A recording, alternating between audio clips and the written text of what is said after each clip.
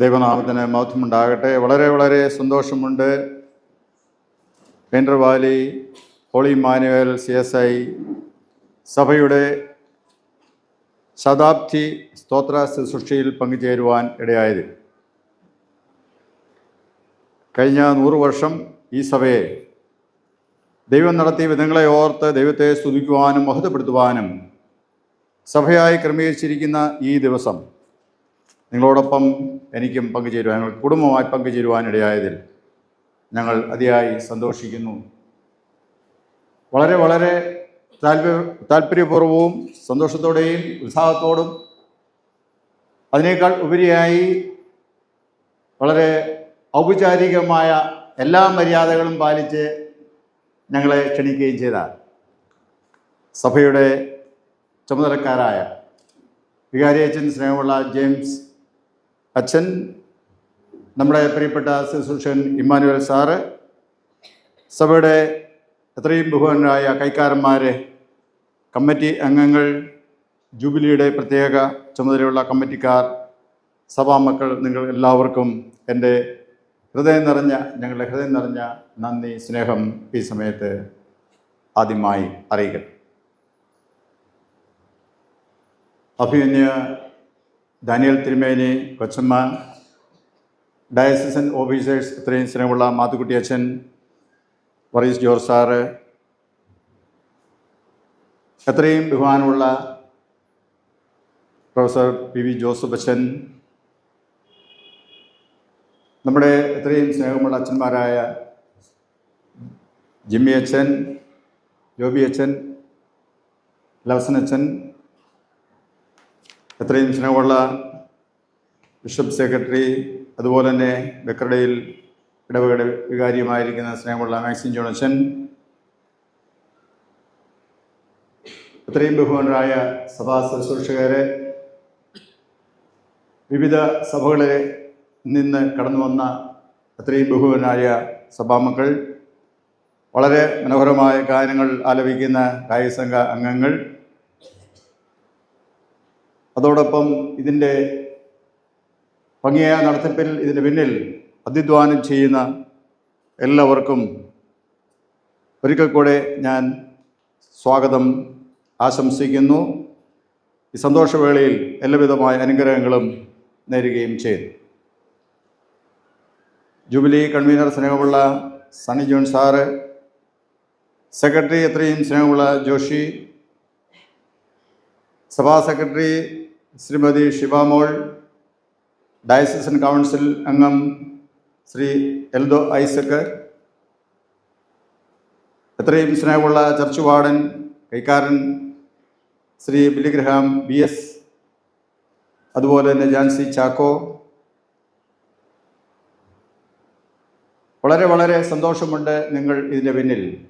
ഇത് വളരെ വളരെ എന്താ പറയുക, ഇമ്മറബിളാക്കി തീർത്ത നിങ്ങൾക്ക് എല്ലാവർക്കും മഹായുടെ അധ്യക്ഷൻ എന്നുള്ള നിലയിൽ എല്ലാവിധമായ ആശംസകളും നേരുകയാണ്. ഇതിൻ്റെ ഒരു പ്രത്യേകതയുണ്ട്. അതായത് ഇവിടെയാണ് ജൂബിലി നടക്കുന്നത്, ഇവിടെയാണ് പള്ളി പെയിൻ്റ് അടിച്ചിരിക്കുന്നത്, റെനോവേറ്റ് ചെയ്തിരിക്കുന്നത്, വലിയ ഗേറ്റ് ഉണ്ടാക്കിയിരിക്കുന്നത്, ആർച്ച് ഉണ്ടാക്കിയിരിക്കുന്നത്, പള്ളിയുടെ മറ്റുമെല്ലാം ടൈലിട്ടിരിക്കുന്നത്, വഴി ടൈലിട്ടിരിക്കുന്നത്, മനോഹരമായ നടകൾ കെട്ടിയിരിക്കുന്നത്, മനോഹരമായ പുതിയൊരു റോഡ് ഉണ്ടാക്കിയിരിക്കുന്നത്, അതോടൊപ്പം തന്നെ ഇതിനോടനുബന്ധിച്ചൊരു പാഴ്സലേജിൻ്റെ ഭാഗമായി റിനോവേറ്റ് ചെയ്തിരിക്കുന്നത്, അതോടൊപ്പം തന്നെ മനോഹരമായൊരു റൂമും നല്ല സൗകര്യത്തോടുകൂടെ ഉണ്ടാക്കി നൽകപ്പെട്ടിരിക്കുന്നു. ഏതാണ്ട് എത്ര ലക്ഷം രൂപ ആയി എന്ന് ഞാൻ ചോദിച്ചില്ല, കാരണം പല ആൾക്കാരും സ്പോൺസർ ചെയ്തതാണ്.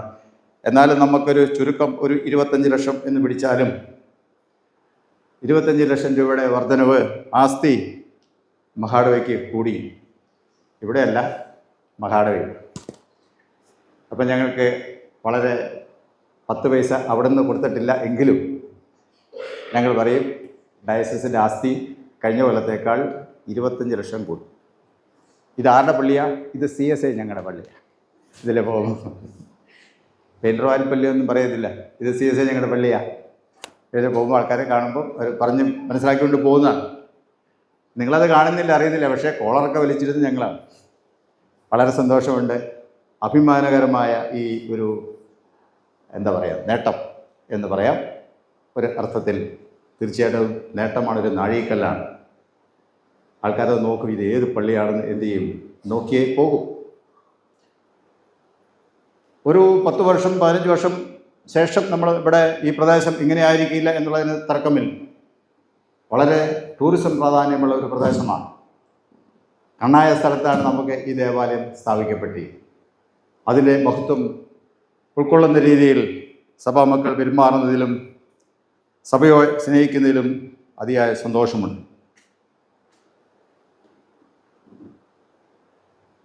നമ്മുടെ ഈ പ്രദേശങ്ങളിൽ മേലുകാവ് കേന്ദ്രമാക്കിയുള്ള ഈസ്റ്റ് കേരള മഹാടവയുടെ പ്രദേശങ്ങളിൽ, ഇന്നത്തെ ഈസ്റ്റ് കേരള മഹാടവയിൽ മിഷണറി പ്രവർത്തനം ചെയ്ത 4 പ്രധാനപ്പെട്ട ആൾക്കാരെയാണ് നമ്മൾ എല്ലാ കാലത്തും അതിന് പൈനിയർ മിഷണറിമാരായിട്ട് ഓർക്കുന്നത്. അതൊന്ന് ഹെൻറി ബേക്കർ ജൂനിയറാണ്, റവറൻ ഹെൻറി ബേക്കർ ജൂനിയറാണ്. പിന്നീട് നമ്മൾ ഓർക്കുന്നത് AF പെയിൻ്ററാണ്, റവറൻ AF പെയിൻ്റർ. പിന്നെയുള്ളത് ബെഞ്ചമിൻ കെയ്ലിയാണ്. പിന്നീടുള്ളത് JH ഓസ്മാസ്റ്റനാണ്. ഈ 4 പേരാണ് നമ്മുടെ ഇന്ന് കാണുന്ന ഈസ്റ്റ് കേരള മഹാട അതിർത്തിക്കുള്ളിൽ കർത്താവിൻ്റെ മഹത്വമേറിയ ശുശ്രൂഷകൾ സുവിശേഷ വേല ചെയ്തത്. ഏറ്റവും കൂടുതൽ ഏരിയയിൽ സുവിശേഷ വേല പ്രവർത്തനം ചെയ്തത് ഹെൻറി ബേക്കർ ജൂനിയറാണ്. മേലുകാവിലും ചുറ്റുപാടും, അതോടൊപ്പം തന്നെ ഹൈറേഞ്ചിൻ്റെ ബോണാമി ഉൾപ്പെടെയുള്ള പീരുമേട് പള്ളിക്കുന്നുള്ള പ്രദേശങ്ങൾ മുഴുവനും കർത്താവിൻ്റെ വേല ചെയ്തതും അവിടെയെല്ലാം നടന്നതും അവിടെയെല്ലാം പ്രവർത്തിച്ചെല്ലാം അദ്ദേഹമാണ്. അതുപോലെ തന്നെ പ്രാധാന്യം അറിയിക്കുന്ന വളരെ പ്രധാനപ്പെട്ട മിഷണറിയാണ് reverend AF Painter, Arthur Frederick Painter. ഇന്നും നമുക്ക് ഒരുപക്ഷെ നടന്നു ചെല്ലാൻ ബുദ്ധിമുട്ട് തോന്നുന്ന ഒരു പ്രദേശത്ത് മങ്കൊമ്പിൽ ഞാനിപ്പോൾ പറയുന്നത് അപ്പർ മങ്കൊമ്പാണ് ഉദ്ദേശം. മങ്കൊമ്പിൽ വളരെ മനോഹരമായ ഒരു ആലയം അദ്ദേഹം സ്ഥാപിച്ചു. ചരിത്രമെല്ലാം നമുക്കിവിടെ കിട്ടിയിട്ട് നമുക്കറിയാം. അവിടെ ചെന്ന് കഴിയുമ്പോൾ അവിടുത്തെ ഒരു വശ്യമായ ഒരു സൗന്ദര്യമുണ്ട്. താഴെ കയറ്റം കയറിയതൊന്നും നമ്മൾ അവിടെ ചെല്ലുമ്പോൾ ഓർക്കത്തേയില്ല. അത്രയും സുന്ദരമാണ് ദേശം. നല്ല കാറ്റ്, ദേശത്ത് എവിടെ നിന്ന് നോക്കിയാലും കാണാം. അന്ന് അവർ വളരെ ഭംഗിയായിട്ട് ആലയം ചെയ്തു. ഇന്നും അദ്ദേഹം സ്ഥാപിച്ച ആലയത്തിൻ്റെ മുഴുവനായിട്ട് കളയാതെ ചില ശേഷിപ്പുകൾ ഉൾപ്പെടെ ഇന്നും പ്രൗഢിയോടെ മങ്കൊമ്പ് ഇടവക പള്ളി നിലനിൽക്കും. അവിടെ സഭ സ്ഥാപിതമായ ആ കാലഘട്ടങ്ങളിൽ തന്നെ ഇവിടെയും ഒരു പ്രാർത്ഥനാ കൂട്ടായ്മ ഉണ്ടായി എന്നാണ് ചരിത്രം. ഇവിടെ ഒരു ആലയമായിട്ട് രൂപപ്പെട്ടിട്ട് 100 വർഷമായി. 1924 ഇവിടെ ഒരു ആലയം ഉണ്ടായി. ഇന്ന് 2 ജൂബിലി, ഒരു ജൂബിലി പൂർണ്ണമായിട്ടും കഴിഞ്ഞു. അടുത്ത ജൂബിലിയുടെ നിറവിലാണ് നിൽക്കുന്നത്. എളുപ്പത്തിൽ നമ്മൾ 100 വർഷത്തെ ജൂബിലി എന്ന് പറയും, ശതാബ്ദി എന്ന് പറയും. വെടികൊണ്ട കല്ല് എന്നാണ് അന്ന് അറിയപ്പെട്ടിരുന്നെന്നാണ് നമ്മുടെ ചരിത്രരേഖകളിൽ തന്നെ പറഞ്ഞിരിക്കുന്നത്. നമ്മുടെ ഈ പ്രദേശങ്ങളിൽ സുവിശേഷം വ്യാപിച്ച ആ മിഷണറിയുടെ ഓർമ്മ, ആ പേര് എന്നെന്നും നമ്മൾ ഓർക്കാൻ വേണ്ടി അദ്ദേഹത്തെ സ്മരിച്ചുകൊണ്ടും കൂടെ ഈ താഴ്വരയ്ക്ക് പെയിൻ്റർ വാലി എന്ന പേരായി. ഹെൻറി ബേക്കറിനെ ഓർക്കാൻ ബേക്കർ ഡേയിൽ ഉണ്ട്. കെയ്ലി സാഹിബിനെ ഓർക്കാൻ കെയ്ലി ലാൻഡ് ഉണ്ട്. ഓസ്മാസ്റ്റൻ അച്ഛനെ ഓർക്കാൻ മണികണ്ഠൻ ചാലിൽ നമുക്ക് ഓസ്മാസ്റ്റൻ മെമ്മോറിയൽ, അവിടെ ഒരു ചെറിയൊരു കെട്ടിട സമുച്ചയം ഉണ്ട്. ഈ ഈസ്റ്റ് കേരള മഹാടവയുടെ ആ പ്രദേശത്തുള്ള പ്രവർത്തനങ്ങൾ ആലുവ മിഷൻ്റെ ഭാഗമായിരുന്നു. ആലുവ മിഷനാണ് അവിടെ പ്രവർത്തനങ്ങൾ നടത്തിയത്. ഒരുപക്ഷെ മലങ്കര ഉൾപ്പെടെയുള്ള പ്രദേശം അങ്ങോട്ട് വരുമ്പോൾ മൂവാറ്റുപുഴ, മുളപ്പുറം തുടങ്ങിയുള്ള പ്രദേശം ഉൾപ്പെടെ ഓസ്മാസ്റ്റൻ്റെ പ്രവർത്തനങ്ങളായിരുന്നു എന്നാണ് നമ്മൾ മനസ്സിലാക്കുന്നത്. നമ്മുടെ ഈ ഈസ്റ്റ് കേരള മഹാടവയിൽ ജീവൻ വെടിഞ്ഞ അതിർത്തിക്കുള്ളിൽ എന്ന് വേണേൽ നമുക്ക് പറയാം. നമ്മൾ കണക്കാക്കുന്ന അതിർത്തിക്കുള്ളിൽ ജീവൻ വെടിഞ്ഞ ഒരേ ഒരു മിഷണറി അച്ഛൻ ഓസ്മാസ്റ്റനാണ്. പൊയ്യംകുട്ടിയിൽ കുതിരകുത്തി എന്ന് പറയുന്ന വെള്ളച്ചാട്ടത്തിൽ അദ്ദേഹവും കുതിരയും അവിടെ വീണു, നിത്യാസ്വസ്ഥയിൽ പ്രവേശിച്ചു എന്നാണ് ചരിത്രം. ഞാൻ പറഞ്ഞത് ഇത് നമ്മുടെ ചരിത്രമാണ്. ഇവിടെ കർത്താവിൻ്റെ വലിയ രക്ഷയുടെ സന്ദേശം എത്തിച്ചത് സീമസ് മിഷണറി ആയിരുന്ന റവറൻ എഫ് പെയിൻ്റർ അച്ഛനാണ്. ഒത്തിരി ത്യാഗങ്ങൾ സഹിച്ചതായിട്ട് ചരിത്രത്തിൽ രേഖപ്പെടുത്തിയിരിക്കും. അദ്ദേഹത്തിൻ്റെ പ്രിയപ്പെട്ടവരൊക്കെ മരണപ്പെട്ടതായിട്ട് ചരിത്രം രേഖപ്പെടുത്തിയിരിക്കും. അദ്ദേഹത്തിൻ്റെ പ്രവർത്തന കാലത്ത് തന്നെ ചുറ്റുപാട് അനേക പ്രദേശങ്ങളിൽ സഭകൾ സ്ഥാപിക്കപ്പെട്ടതായിട്ട് രേഖപ്പെടുത്തിയിട്ടുണ്ട്. അതൊക്കെയും ചരിത്ര സംഭവമാണ്. നമ്മൾ തിരിഞ്ഞു നോക്കുമ്പോൾ അതെല്ലാം ഓർത്ത് വേണം നമ്മൾ ദൈവത്തെ സ്തുതിക്കുവാനും മഹത്വപ്പെടുത്തുവാനും. അതുകൊണ്ട് നമുക്ക് വളരെ തികഞ്ഞ സന്തോഷത്തോടെ, കൃതജ്ഞതയോടെ നമുക്ക് റവറൻ ആർതർ ഫ്രെഡറിക് പെയിൻ്റർ സാഹിബിനെ ഓർക്കാം. അദ്ദേഹം വളരെ ദൂരെ നിന്ന് ഈ പ്രദേശത്തേക്ക് കർത്താവിൻ്റെ വേലയുമായി സുവിശേഷവുമായി വന്നു.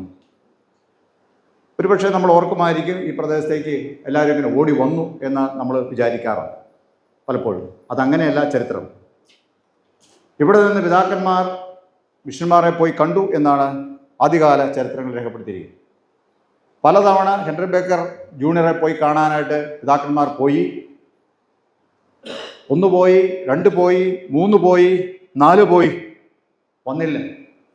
പല കാരണങ്ങളാണ് ഉണ്ടായിരുന്നത്. ഒന്ന്, ആ കാലഘട്ടങ്ങളിൽ സുവിശേഷ പ്രവർത്തനങ്ങൾ വളരെ വ്യാപകമായി കോട്ടൻ പ്രദേശങ്ങളിൽ, തീരദേശങ്ങളിലൊക്കെയും വളരെ ശക്തമായ സുവിശേഷ പ്രവർത്തനങ്ങൾ നടന്നുകൊണ്ടിരുന്നു. ആ തിരക്കിനിടയിൽ ഇത്രയും ദൂരം, ഏതാണ്ട് 50-45 മൈലോളം ഇങ്ങോട്ട് സഞ്ചരിച്ച് ഇവിടെ വന്ന് സുവിശേഷ പ്രവർത്തനം ചെയ്യാൻ ഭൂമിശാസ്ത്രപരമായിട്ട് വളരെ ബുദ്ധിമുട്ടുണ്ടായിരുന്നു. അതൊന്ന്.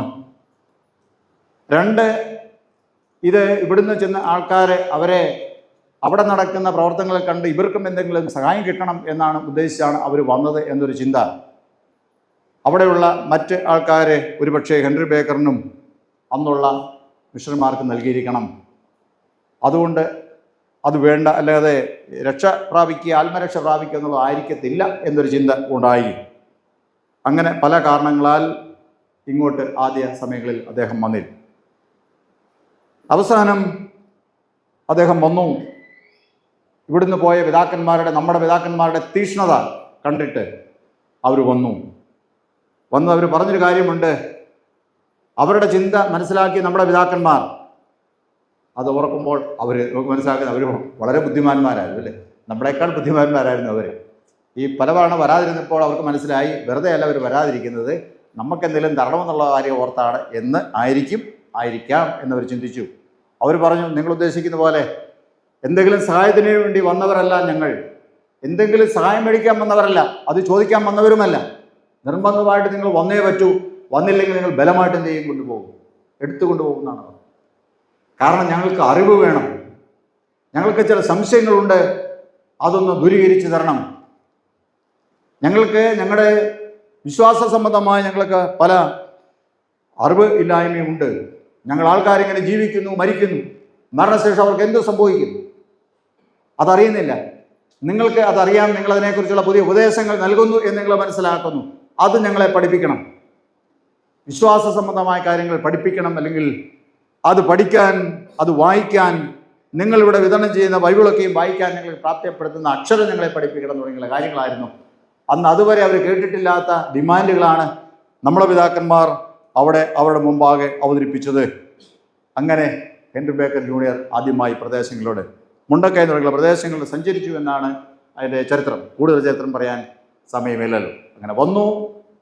പിന്നീടും അദ്ദേഹത്തിന് വളരെ വെല്ലുവിളി ഉണ്ടായി. കാരണം അദ്ദേഹത്തിന് ഇവിടെ വന്നപ്പോൾ മനസ്സിലായി, അവർ വന്നു കാര്യങ്ങൾ പറഞ്ഞപ്പോൾ അവിടെ വളരെ വേഗത്തിൽ കാര്യം ഗ്രഹിച്ചു എന്നാണ് അതിൻ്റെ ചരിത്രം. പിതാക്കന്മാരുടെ ചരിത്രമാണ് പറയുന്നത്, ഇവിടുത്തെ മാത്രമല്ല, പിതാക്കന്മാരുടെ ചരിത്രം. അവർ വളരെ വേഗത്തിൽ കാര്യങ്ങൾ മനസ്സിലാക്കി എന്ന് അവരുടെ മറുപടിയിൽ നിന്ന് മനസ്സിലായി. ഉടനെ പറഞ്ഞു, ഞങ്ങൾക്ക് ഉടനെ സ്നാനമേൽക്കണം. അവർക്ക് പിന്നെയും സംശയമായി. ഇവർ പറയുന്നത് ശരിയാണ്, ചുമ്മാ എന്നാൽ പിന്നെ സ്നാനമേറ്റേക്കാം എന്ന് വിചാരിച്ച് ചോദിച്ച ചോദ്യങ്ങളെല്ലാം അവർ മറുപടി പറഞ്ഞു എന്നാണ് അതിൻ്റെ ചരിത്രം. അവർ പഠിപ്പിച്ച ഓരോ കാര്യങ്ങൾ അവർക്ക് വ്യക്തമായി എന്ന് മനസ്സിലായതിന് ശേഷം മാത്രം സ്നാനം നൽകി എന്നാണ് ചരിത്രം. അതിന് തെളിവായി അവർ ചില കാര്യങ്ങൾ ഉപേക്ഷിച്ചു എന്ന് രേഖപ്പെടുത്തിയിരിക്കുന്നു. അവർ പിതാക്കന്മാരിൽ പലർക്കും നീണ്ട ജടകളുണ്ടായിരുന്നു തലയിൽ, അവരുടെ പാരമ്പര്യത്തിൻ്റെ പ്രതീകമായിട്ടുള്ളത്. അതെല്ലാം അവർ മുറിച്ചു കളയും. അവരതുവരെ ആരാധിച്ച ചില ആരാധനകളുണ്ട്, രീതികളുണ്ടായിരുന്നു. അതിനുവരെ പ്രാപ്തിപ്പെടുത്തിയ ചില പുസ്തകങ്ങൾ, എഴുത്തോലകൾ ഉണ്ടായിരുന്നു. അതെല്ലാം അവർ ചുട്ടുകളഞ്ഞു. മുടിയെല്ലാം അവർ കത്തിച്ചു. ഞങ്ങൾ അതെല്ലാം വിടുന്നു, ഉപേക്ഷിക്കും, ഞങ്ങൾ സ്വീകരിക്കുന്നു എന്ന് പറഞ്ഞപ്പോൾ സ്നാനം നൽകാതിരിക്കാൻ പറ്റിയില്ല. സ്നാനം നൽകി. സഭ വളർന്നു, സഭ വ്യാപിച്ചു. ഈ പ്രദേശങ്ങളിലേക്ക് നമുക്ക് ഇന്ന് നമ്മൾ ഓർക്കുന്ന ആ കാലഘട്ടങ്ങളിൽ 1882 കാലഘട്ടങ്ങളിൽ ഈ സുവിശേഷത്തിൻ്റെ വ്യാപനത്തിനായി കൂടുതൽ വേഗത്തിൽ ഈ രക്ഷയുടെ സന്ദേശം അറിയിപ്പാൻ, അറിവ് നൽകാൻ കൂടുതൽ മിഷണറിമാർ പ്രദേശങ്ങളിലേക്ക് വന്നു. CMSൻ്റെ മിഷണറിമാർ. അതിൽ അഗ്രഗണ്യനായിരുന്നു നമ്മൾ ഓർക്കുന്ന റവറൻ A.F. പെയിൻ്റർ. 10,000 മൈൽ അകലെ നിന്ന് കപ്പലിലും 45 മൈൽ അകലെ കോട്ടയിൽ നിന്നും അവരുടെ വന്നു. വഴി അത്ര എളുപ്പമായിരുന്നില്ല. വളരെ വളരെ ദുർഘടമായ വഴികൾ. ഒരുപക്ഷെ നമ്മുടെ തലമുറ ഓർക്കും, എന്തിനാണ് അപ്പർ മങ്കൊമ്പ് പള്ളി, ഇന്ന് നമ്മൾ അപ്പർ എന്ന് പറയുന്നു അല്ലേ, മങ്കൊമ്പ് പള്ളി എന്തിനാ മലയുടെ മുകളിൽ കൊണ്ടു വെച്ചത്? ഓർത്തിരിക്കണം, അന്ന് ഈ താഴ്വാരത്തിൽ ഒരു മനുഷ്യന് പോലും ജീവിക്കാൻ പറ്റത്തില്ല. ഭയങ്കരമായ കാടാണ്, കാട്ടാനകളാണ്, കാട്ടുമൃഗങ്ങളാണ്. ഇവിടെ ജീവിക്കാൻ പറ്റത്തില്ല. ഇവിടെ മാത്രമല്ല, എല്ലാ പ്രദേശങ്ങളിലും അതുതന്നെയാണ്. താഴ്വാരങ്ങൾ, ടൗൺ പ്രദേശങ്ങളിൽ മാത്രമാണ് ആളുകൾ പാർപ്പുള്ളത്. മറ്റുള്ള പ്രദേശങ്ങൾ മുഴുവനും വനമായിട്ട് കിടക്കുന്നു. പ്രത്യേകിച്ച് താഴ്വരങ്ങൾ കാട്ടുമൃഗങ്ങളെ കൊണ്ട് നിറഞ്ഞിരിക്കുന്നത് കൊണ്ട് സഞ്ചാരമോ താമസമോ കൃഷിലേഖനങ്ങളോ എളുപ്പമല്ല. അതുകൊണ്ട് സുരക്ഷിതമായ ഇടം എന്ന് പറയുന്നത് എപ്പോഴും കുന്നുമുകളായിരുന്നു, മലമുകളായിരുന്നു എന്ന് ചരിത്രം. അതുകൊണ്ട് അവർ ഇവിടെ ഈ പ്രദേശങ്ങളിൽ എന്നോ ഒരു കാലഘട്ടത്തിൽ അവർ കുടിയേറിയപ്പോൾ അവരിങ്ങനെയുള്ള ഉയർന്ന സുരക്ഷിതമായ ഇടങ്ങൾ അവർ താമസം ഉറപ്പിച്ചു. അതുകൊണ്ട് തന്നെ പഴയ രാജവീതികൾ പോലും മലമ്പ്രദേശങ്ങളിലൂടെ ആയിരുന്നു എന്ന് കാണാനായിട്ട് സാധിക്കും. നമ്മുടെ വാളകത്തിൻ്റെ ഇടയ്ക്ക് നമ്മൾ നോക്കുമ്പോൾ കാണാൻ സാധിക്കും, ഇവിടുന്ന് ഒരു രാജപാതയാണ്. അതിൻ്റെ അവശിഷ്ടങ്ങൾ ഇപ്പോഴും ഉണ്ട്. കല്ലൊക്കെ കെട്ടി നല്ല നടപ്പ് പാതയാണ്. അത് അന്നത്തെ രാജവീതിയ പാതയാണ്. മധുരയ്ക്ക് പോകുന്ന വഴിയായിരുന്നു എന്നാണ് അതിനെക്കുറിച്ച് പറയാം. കുന്നിൻ മുകളിലൂടെയുള്ള പാതയാണ്. ഞാൻ പറഞ്ഞു വന്നത്, അന്ന് പിന്നീടാണ് താഴ്വാരങ്ങളിലേക്ക് ആളുകൾ താമസം തുടങ്ങിയത്, മറ്റു പ്രദേശങ്ങളിലേക്ക് കുടിയേറ്റം ഉണ്ടായത്. എന്ന് പറഞ്ഞാൽ നമ്മളൊക്കെ ഓർമ്മ വെക്കുന്നതിന് മുമ്പേ കൃത്യം ഈ സഭയുമായിട്ട് ബന്ധപ്പെട്ട് മാത്രം പറഞ്ഞാൽ 100 വർഷങ്ങൾക്ക് മുമ്പ് ഇവിടെ സഭ സ്ഥാപിതമായി. അതിനും വർഷങ്ങൾക്ക് മുമ്പ് നമുക്ക് മങ്കൊമ്പിൽ സഭ സ്ഥാപിതമായി. അതിനും ഏതാണ്ട് 50ഓളം വർഷങ്ങൾക്ക് മുമ്പ് ഇരുമാപ്രയിൽ സഭ സ്ഥാപിതമായി. ഇരുമാപ്രയിൽ, മേലുകാവിൽ, ചുറ്റുപാട് പ്രദേശങ്ങളിൽ, തുറന്ന് വേറെ മിഷണറി ഇവിടെ ഈ പ്രദേശങ്ങളിൽ. അങ്ങനെ ഇന്ന് നാം കാണുന്ന ഈ അനുഗ്രഹങ്ങൾ നമുക്ക് വന്നു ചേർന്നു. അതൊരു പുതിയ തുടക്കമായിരുന്നു എന്ന് നാം മറന്നുപോയി. അതൊരു പുതിയ തുടക്കമായി. ധാരാളം ആളുകൾ അങ്ങനെ ഇവിടുന്ന് മറ്റ് സ്ഥലങ്ങളിലേക്ക് പോയിട്ടുണ്ട്. മറ്റനേക ആൾക്കാർ ഈ പ്രദേശങ്ങളിൽ വന്നിട്ടുണ്ട്. അവരെല്ലാം അവിടെ ചേർന്ന് ഇന്ന് നാം കാണുന്ന ഈ അതിമനോഹരമായ ആലയത്തിൻ്റെ ജൂബിലി നിറവിൽ നമ്മൾ നിൽക്കുകയാണ്. ഒരു വേദഭാഗം ഞാൻ വായിക്കാം.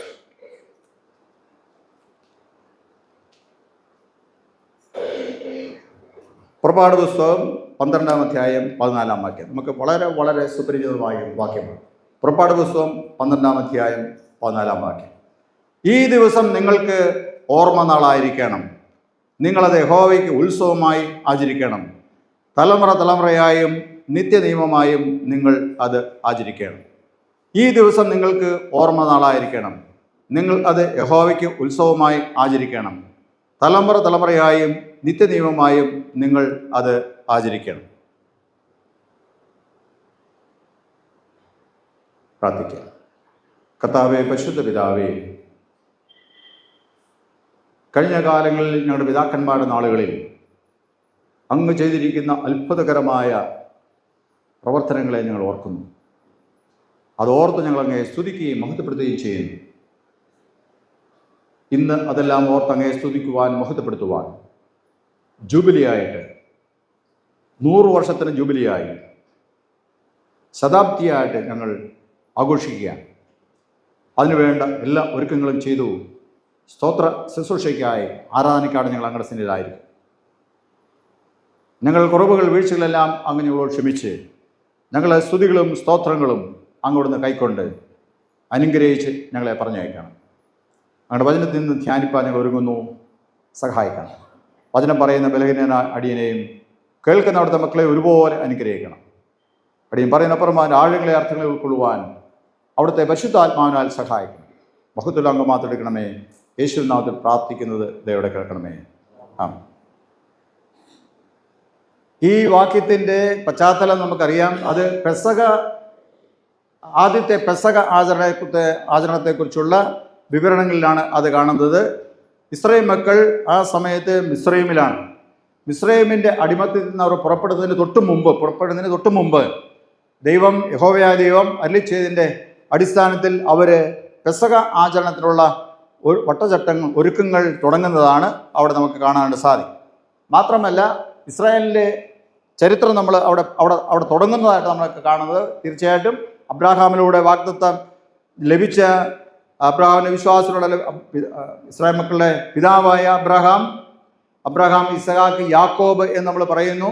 അബ്രാഹാമിലൂടെ ആരംഭിച്ച് യാക്കോബിലൂടെ ഇസ്രായേലിലൂടെ അല്ലെങ്കിൽ ഗോത്രപിതാക്കന്മാരിലൂടെ വളർന്ന് മിസ്രൈമിൽ വളരെ വലിയ ഒരു ജനക്കൂട്ടമായി തീർന്ന് അവിടുത്തെ പ്രയാസങ്ങളിൽ നിന്ന് അവർ പുറപ്പെടുന്ന, അതിൽ നിന്ന് വിടുവിക്കപ്പെടുന്ന, ദൈവം അവരെ വിടുവിക്കുന്ന ചരിത്രത്തിൻ്റെ ആരംഭമാണ് അവിടെ കാണുന്നത്.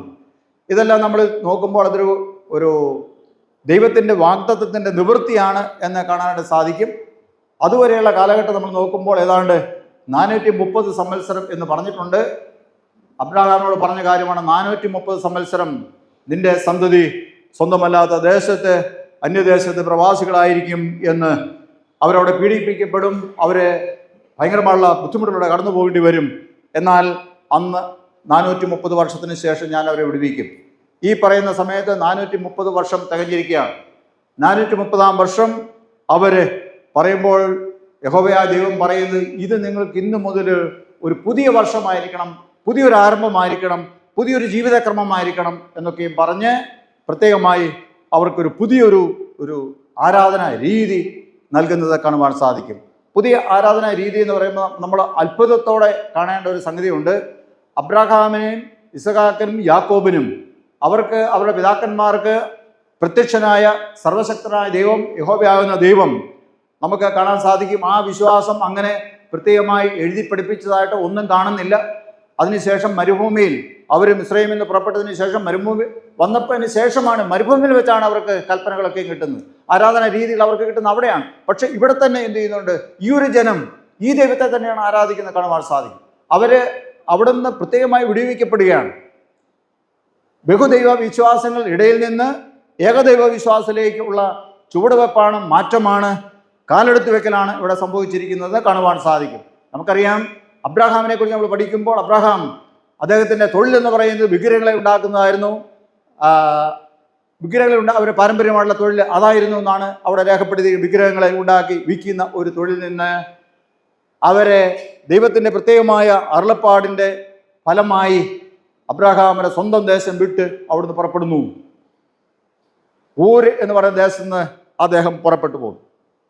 സ്വന്തം വിശ്വാസം വിട്ടു, വിഗ്രഹങ്ങളെല്ലാം വിട്ടു, അവരുടെ ആചാരങ്ങളെല്ലാം വിട്ടു, അവരുടെ ആൾക്കാരെ വിട്ടു, എല്ലാവരെയും വിട്ട് ദൈവം കാണിച്ച സ്ഥലത്തേക്ക് പോയി എന്നവിടെ രേഖപ്പെടുത്തിയിരിക്കും.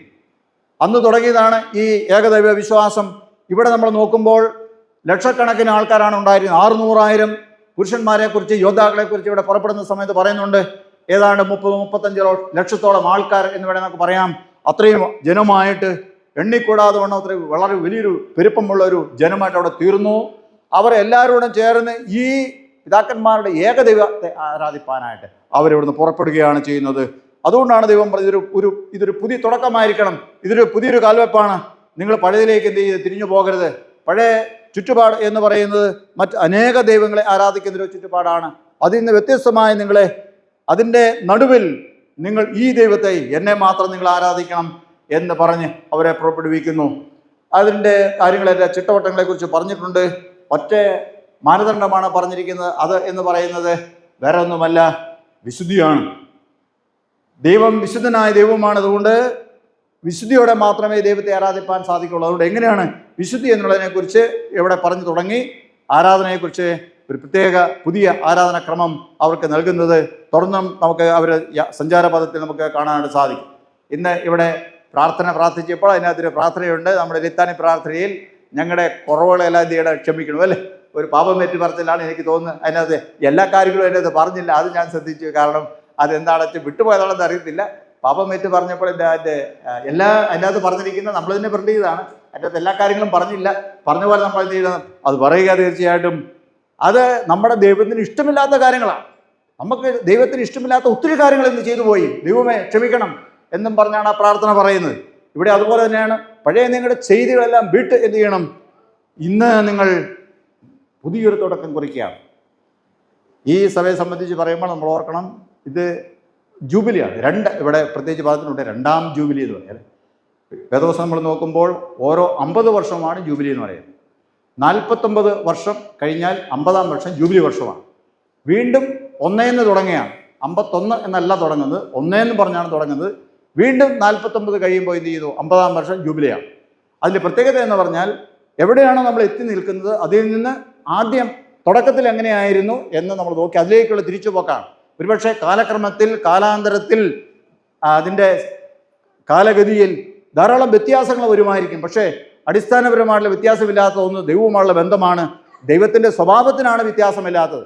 ദൈവത്തിൻ്റെ സ്വഭാവത്തോട് അനുരൂപപ്പെടുകയാണ് വീണ്ടും 50 വർഷം കഴിയുമ്പോൾ ചെയ്യുകയാണ്. ദൈവത്തിൻ്റെ ഇച്ഛകൾക്കനുസരിച്ച് വീണ്ടും ഒരു പുനർപ്രതിഷ്ഠ ചെയ്യുകയാണ് അവിടെ 50 വർഷം കഴിയുമ്പോൾ ചെയ്യുന്നത്. അതും ആരാധനയുമായിട്ട് ബന്ധപ്പെട്ടാണ് നമുക്ക് കാണാൻ സാധിക്കും. 7 എന്ന് പറയുന്നതെല്ലാം ആരാധന, 7-ാം ദിവസം സബത്ത്, 7 49 സബത്ത് വർഷങ്ങൾ എന്നൊക്കെ പറഞ്ഞ് അതിനെക്കുറിച്ച് വളരെ കൃത്യമായ ആരാധനാ രീതികൾ പറഞ്ഞിട്ടുണ്ട്. എന്ന് പറഞ്ഞാൽ മനുഷ്യൻ്റെ, ഇസ്രായേൽ മക്കളുടെ ആത്മീയവും ഭൗതികമായ ജീവിതങ്ങളെല്ലാം ആരാധനയുമായിട്ട് ബന്ധപ്പെട്ടിരിക്കുന്നു, സബത്തുമായിട്ട് ബന്ധപ്പെട്ടിരിക്കുന്നു, ഏകദൈവ വിശ്വാസവുമായിട്ട് ബന്ധപ്പെട്ടിരിക്കുന്നു എന്നാണ് അവിടെ കാണുന്നത്. ഞാൻ മുമ്പേ പറഞ്ഞ ചരിത്രത്തിലേക്ക് നമ്മൾ തിരികെ നോക്കുമ്പോൾ ഒരു കാലഘട്ടങ്ങളിൽ നമ്മൾ വ്യത്യസ്തമായ നമ്മുടെ പിതാക്കന്മാർ വ്യത്യസ്തമായ ആരാധനകൾ ചെയ്ത ആൾക്കാരായിരുന്നു എന്ന് ചരിത്രം രേഖപ്പെടുത്തുന്നു. അതങ്ങനെയല്ല എന്ന് തോന്നിയ അവര് വിശ്വാസത്തിൻ്റെ മറ്റ് ഇടങ്ങൾ തേടി പോയതായിട്ടാണ് കാണുന്നത്. യഥാർത്ഥ വിശ്വാസം, സത്യവിശ്വാസം അവർ പഠിച്ചു. സത്യവചനത്തെക്കുറിച്ച് അവർക്ക് അറിവ് ലഭിച്ചു. അവനെ പഠിക്കാനായിട്ട് അവർക്ക് വിദ്യാഭ്യാസ സ്ഥാപനങ്ങൾ ഉണ്ടായി. അവർ വായിച്ചു മനസ്സിലാക്കി, വിശുദ്ധ വചനം വായിച്ചു മനസ്സിലാക്കി, കേട്ട് മനസ്സിലാക്കി. അവർ അതുവരെയുള്ള എല്ലാ കാര്യങ്ങളും ഉപേക്ഷിച്ചു. ഈ ദൈവത്തിലേക്ക്, ക്രിസ്തു മൂലം ഈ ഏകദൈവ വിശ്വാസത്തിലേക്ക് നമ്മുടെ പിതാക്കന്മാർ വന്നു. അതിൻ്റെ ഇവിടെ നമ്മുടെ സഭയായിട്ട് നമ്മൾ ചെയ്യുമ്പോൾ സഭയായിട്ട് അങ്ങനെയുള്ള ഒരു കൂട്ടം ചേർന്നതിൻ്റെ 100-ാം വർഷമാണ് നമ്മൾ കൊണ്ടാടുന്നത്. ചിന്തിക്കേണ്ട കാര്യം എന്ന് പറയുന്നത്, ഇവിടെ നമ്മൾ ഏറ്റു പറഞ്ഞതുപോലെ എന്തെങ്കിലും മിസ്റ്റേക്കുകൾ, എന്തെങ്കിലും കുറവുകൾ നമ്മൾ വന്നു പോയിട്ടുണ്ടോ എന്ന് നമ്മൾ നോക്കുക. വന്നിട്ടുണ്ടെങ്കിൽ അത് നമ്മൾ ഏറ്റു പറഞ്ഞ് ആദ്യത്തിലേക്ക് തിരികെ പോകുക. തുടക്കത്തിലേക്ക് തിരികെ പോകുക. വീണ്ടും നമ്മൾ തുടങ്ങുകയാണ് ചെയ്യുന്നത്. ദൈവം അത് ഇച്ഛിക്കുന്നു എന്ന് മറന്നു പോകാൻ. പെയിൻ്റർ വാലി സഭയെ സംബന്ധിച്ച് ഓർക്കേണ്ടത്, ഇന്നു മുതൽ നിങ്ങൾ എന്ത് ചെയ്യുന്നു, 1 തുടങ്ങുകയാണ് അല്ലേ. 1 പറഞ്ഞാൽ സഭ ആദ്യം ആരംഭിച്ചു എന്നുള്ളതല്ല. നമ്മൾ എന്ത് ചെയ്യുന്നു, വചനത്തിൽ നമ്മൾ വന്നുപോയ കുറവുകളെല്ലാം ക്ഷമിച്ച് എന്ത് ചെയ്യുന്നു, ദൈവത്തോട് ഏറ്റു പറഞ്ഞിട്ട് വീണ്ടും 1 തുടങ്ങുകയാണ് അല്ലേ. 1 തുടങ്ങും, വീണ്ടും എന്ത് ചെയ്യും, ഇനി അടുത്ത ജൂബിലിക്ക് എത്ര പേര് കാണും എന്നറിയത്തില്ല. എന്നാലും ഇതിൻ്റെ തുടർച്ചയായിട്ട് ആൾക്കാരുണ്ട്. അപ്പോൾ അവർ ഒത്തിരി ആൾക്കാർ കാണും ആ കാലഘട്ടങ്ങളിൽ. ഇന്ന് ഈ പ്രദേശത്തിൻ്റെ രൂപം തന്നെ വ്യത്യാസമായിരിക്കും അല്ലേ. നമുക്ക് ചിന്തിക്കാൻ പറ്റും, നമ്മൾ ഇമാജിൻ ചെയ്തതിനപ്പുറമായിരിക്കും. പക്ഷേ വ്യത്യാസമില്ലാത്ത ഒന്നുണ്ട്, ക്രിസ്തുവിലുള്ള വിശ്വാസം. നമ്മൾ ക്രിസ്തുവിൻ്റെ വചനത്തിലുള്ള വിശ്വാസം, അതെല്ലാം നമ്മൾ തീർച്ചയായിട്ടും നമ്മൾ പിന്തുടരേണ്ടതാണ് എന്നുള്ള കാര്യം നടക്കുന്നില്ല.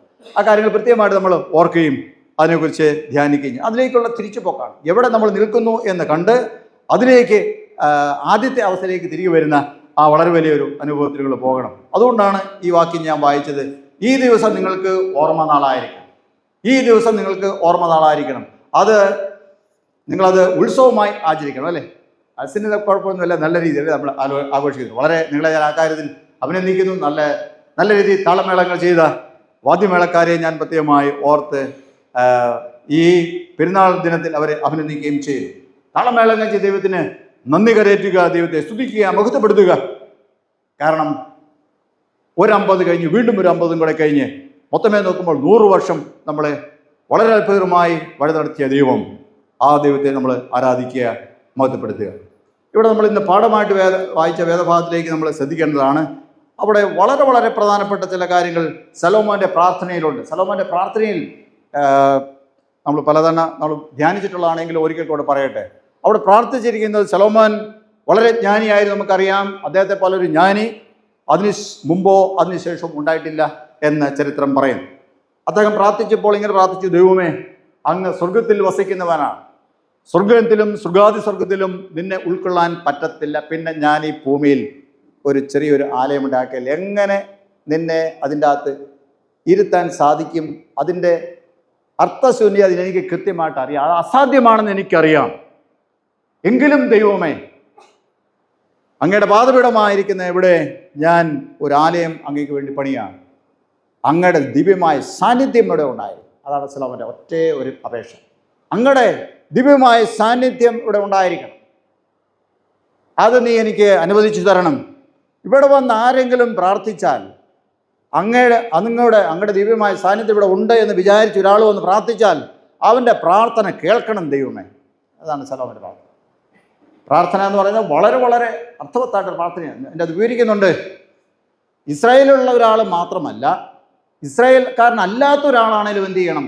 അവൻ വന്ന് ഇവിടെ വന്ന് പ്രാർത്ഥിച്ചില്ല, അവൻ്റെ പ്രാർത്ഥനയും കേൾക്കണം. എൻ്റെ അകത്ത് കയറി പ്രാർത്ഥിച്ചില്ല എങ്കിലും തിണ്ണയിൽ നിന്ന്, ഇവിടെ പോർട്ടിക്കോയിൽ നിന്ന് പ്രാർത്ഥിച്ചാലും, വരാന്തയിൽ നിന്ന് പ്രാർത്ഥിച്ചാലും, ഈ ആലയത്തിന് മുമ്പിൽ വന്ന് പ്രാർത്ഥിച്ചാലും, ദൈവമേ നീ അവൻ്റെ അപേക്ഷ കേൾക്കണം. അല്ല, ഏതെങ്കിലും ദേശത്ത് ഭയങ്കരമായുള്ള ദുരിതങ്ങൾ വരുമ്പോൾ, ക്ഷാമം വരുമ്പോൾ, വിഷമഞ്ഞ് വരുമ്പോൾ, യുദ്ധം വരുമ്പോൾ ആരെങ്കിലും അങ്ങയുടെ ആലയത്തിന് മുമ്പിൽ വന്ന് പ്രാർത്ഥിക്കുകയാണ്: ദൈവമേ, ഞങ്ങളുടെ കയ്യിൽ വന്ന കുഴപ്പങ്ങളാണിത്, ഞങ്ങളോട് ക്ഷമിച്ച് ഞങ്ങളെ അനുഗ്രഹിക്കണമേ എന്ന് പറഞ്ഞ് പാപങ്ങളെ ഏറ്റു പറഞ്ഞ് അവൻ പ്രാർത്ഥിച്ചാൽ അവൻ്റെ പ്രാർത്ഥനയ്ക്ക് ഉത്തരം നീ കൊടുക്കണം, അവരെ അതിൽ നിന്ന് വിടുവിക്കണം.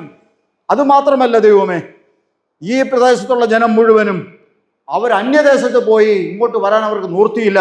അവരുടെ ശത്രുക്കൾ അവരെ കീഴ്പ്പെടുത്തി കഴിയുന്ന കാലഘട്ടത്തിൽ അവർ പ്രവാസത്തിലായിരുന്നാലും ആരെങ്കിലും ഈ യെരുശലേം ദേവാലയത്തിൻ്റെ ദിക്ക് നോക്കി പ്രാർത്ഥിച്ചാൽ അവൻ്റെ പ്രാർത്ഥനയെ നീ കേൾക്കണം ദൈവമേ എന്ന് പറഞ്ഞ് ശലോമോൻ പ്രാർത്ഥിച്ചു. അത്ര അത്ഭുതകരമായ പ്രാർത്ഥന. നമ്മളൊക്കെ സങ്കല്പിക്കുന്ന അപ്പുറമുള്ള പ്രാർത്ഥനയാണ്.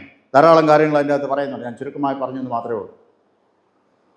അന്ന് രാത്രിയിൽ ശലോമോന് ദൈവം വീണ്ടും പ്രത്യക്ഷനായി: ശലോമോനെ, നിന്റെ പ്രാർത്ഥന ഞാൻ കേട്ടിരിക്കുന്നു, നിന്റെ അപേക്ഷ ഞാൻ കേട്ടിരിക്കുന്നു, അത് ഞാൻ അനുവദിച്ചു തന്നിരിക്കുന്നു.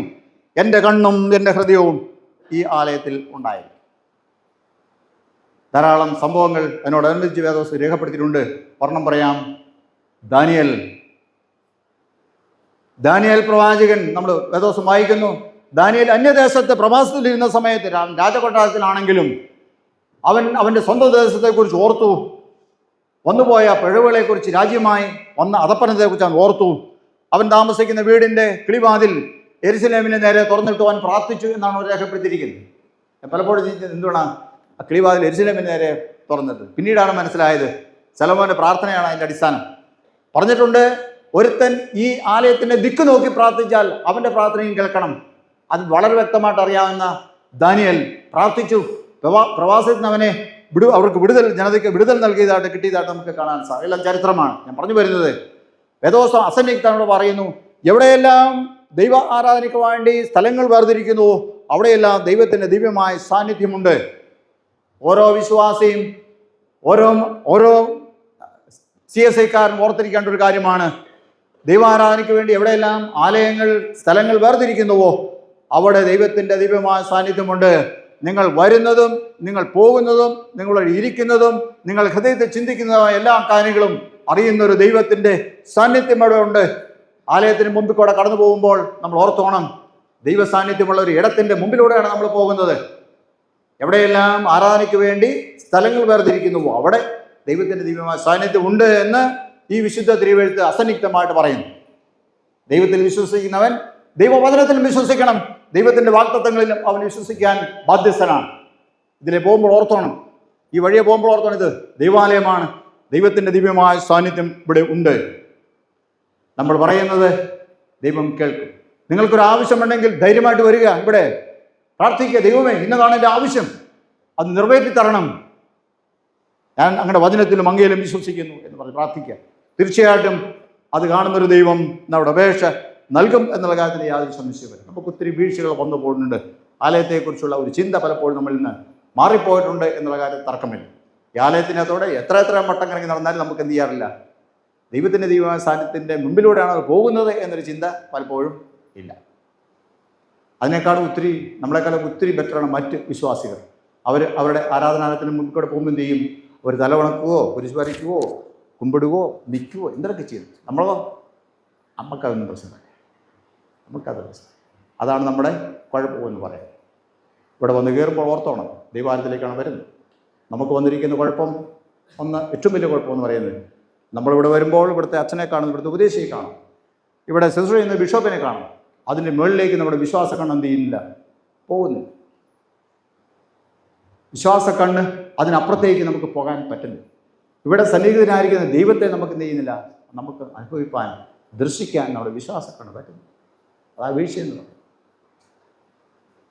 ജൂബിലി വർഷത്തിൽ ഓർക്കുക, ഇത് ദൈവത്തിൻ്റെ ദിവ്യമായ സാന്നിധ്യമുള്ള ഇടമാണ്. നിങ്ങളതിനെ വളരെ മനോഹരമാക്കി തീർത്തിരിക്കുന്നു. അതിന് എനിക്ക് നിങ്ങളോട് വളരെ സന്തോഷമുണ്ട്. നിങ്ങളെ ഞാൻ ആ കാര്യത്തിൽ അഭിനന്ദിക്കും. വിശ്വാസത്തോടെ വരിക. ജൂബിലി വർഷത്തിൽ 2:50 വരിക. ഇത് ദൈവത്തിൻ്റെ ആലയമാണ്. യാക്കോബ് പറഞ്ഞല്ലോ, ഇത് ദൈവത്തിൻ്റെ ആലയമല്ലാതെ മറ്റൊന്നല്ല. അത് ഞാൻ അറിഞ്ഞില്ലല്ലോ എന്ന് പറഞ്ഞു അല്ലേ. ഇസ്രായേലിൻ്റെ ചരിത്രം നമ്മൾ നോക്കുമ്പോൾ ഇവിടെ എല്ലാം കാണാൻ സാധിക്കുന്നത്, അതിന് കൊടുത്തിരിക്കുന്ന കൽപ്പനകളും പ്രമാണങ്ങളും ആരാധന രീതികളിലൊക്കെ നമ്മൾ ഓർക്കുമ്പോൾ കാണാൻ സാധിക്കും. അതെല്ലാം അവരുടെ വിശ്വാസ ജീവിതത്തിൽ ദൈവവിശ്വാസത്തോട് ബന്ധപ്പെട്ടാണ് രാഷ്ട്രം മുഴുവനും കെട്ടുപണി ചെയ്തിരിക്കുന്നത് കാണുവാൻ സാധിക്കും. അവരുടെ രാഷ്ട്രീയവും സാമൂഹികവും ഭൗതികവും എല്ലാം ബന്ധപ്പെട്ടിരിക്കുന്നത് ദൈവ ആരാധനയുമായിട്ട് ബന്ധപ്പെട്ടാണ്. ദൈവവചന അടിസ്ഥാനം. തീർച്ചയായിട്ടും നമ്മൾ ദൈവത്തിൻ്റെ വചനം വായിക്കും. ഇന്നേക്ക് 100 ചില്ലുവാനം വർഷങ്ങൾക്ക് മുമ്പ് 1882 പെയിൻറ്റർ സാഹിബ് നമുക്ക് മങ്കൊമ്പിൽ ഒരു ആലയം തന്നു. 1924 ഇന്നേക്ക് 100 വർഷം മുമ്പ് ഇവിടെ ദൈവത്തെ ആരാധിപ്പാൻ നമ്മുടെ പിതാക്കന്മാർ അവർ ഒരു ആലയം ഉണ്ടാക്കി. 100 വർഷം പിന്നിടുമ്പോൾ ഓർക്കുക ദൈവം നടത്തിയ വിധങ്ങൾ. നമുക്ക് നമ്മുടെ പുരോഗതി, നമ്മുടെ മക്കളുടെ പുരോഗതി, നമ്മുടെ ദേശത്തിൻ്റെ പുരോഗതിയെല്ലാം ഇതെല്ലാം ദൈവത്തിൻ്റെതാണ്.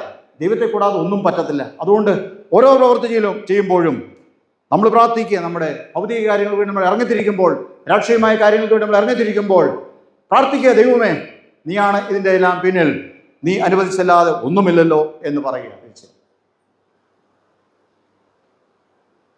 ഇവിടെ ആരാധിക്കുന്ന ആ ആളുകൾ, ആ ആരാധനാ സ്വഭാവം, അവർ ആരാധിക്കുന്ന ദൈവത്തിൻ്റെ സ്വഭാവങ്ങൾ പുറത്ത് വെളിപ്പെടുത്തേണ്ട ഉത്തരവാദിത്വം നമുക്കുണ്ട്. ആരാധന എന്ന് പറയുന്നതിൻ്റെ പ്രാക്ടിക്കൽ സൈഡ് എന്ന് പറയുന്നതിൻ്റെ പുറത്താണ്, ആലയത്തിന് പുറത്താണ്. അടുത്ത 1 വർഷം ഇവിടെ നമ്മൾ ദൈവത്തെ ആരാധിച്ച് മുഖത്തുപ്രതിക്ക് പോകുമ്പോൾ ആ ഒരു ദിവ്യപ്രഭ നമ്മുടെ മുഖത്തുണ്ടായിരിക്കട്ടെ.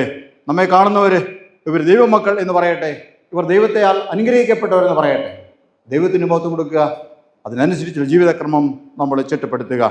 അത് നമുക്ക് എല്ലാ കാലത്തും അനുഗ്രഹമായിരിക്കും എന്നുള്ള കാര്യത്തിൻ്റെ യാതൊരു സംശയമുണ്ട്. ഈ ജൂബിലി വർഷത്തിൽ, ശതാബ്ദി ജൂബിലി വർഷത്തിൽ എല്ലാവിധമായ അനുഗ്രഹങ്ങളും ദൈവനാമത്തിൽ ഞാൻ നിങ്ങൾക്ക് ആശംസിക്കുക. ഓർക്കുക, ഇത് ഓർമ്മ നാളായിരിക്കണം. ഓർമ്മ എന്ന് പറയുന്നത് മറ്റൊന്നല്ല, പിതാക്കന്മാർ വിശ്വാസം സ്വീകരിച്ച നാളാണ്. അവർ പുതിയൊരു വിശ്വാസത്തിലേക്ക് കാലെടുത്തു വെച്ച നാളാണ്. ഓർക്കുക, അവരുടെ ആ വിശ്വാസവും വിശ്വാസ തീക്ഷ്ണതയും അവരുടെ ധൈര്യവും പിൻപറ്റുവാൻ, അത് മുറുകെ പിടിപ്പാൻ, മുമ്പോട്ട് കൊണ്ടുപോകാൻ നിങ്ങൾക്ക് ബാധ്യതയുണ്ട്. അത് കൊണ്ടുപോവുക. അങ്ങനെ ദേശത്ത് അനുഗ്രഹിക്കപ്പെട്ടവരായി ജീവിപ്പാദ്യം നമുക്കിടയാകട്ടെ. ദൈവത്തിൻ്റെ പരിശുദ്ധാത്മാവിനാൽ നിങ്ങൾ ഓരോരുത്തരെയും തന്നെ അടിച്ചെത്തിയിരിക്കുകയും ബലപ്പെടുത്തുകയും ചെയ്യുമാറാണ്. അപ്പോൾ പിതാവായ ദൈവത്തിന് പുത്രനായ ദൈവത്തിന് പരിശുദ്ധാത്മാവായ ദൈവത്തിന് സകല ബഹുമാനമോത്തവും കാലാവസാനം കൂടാതെ ഉണ്ടായിരിക്കുമാറാകട്ടെ.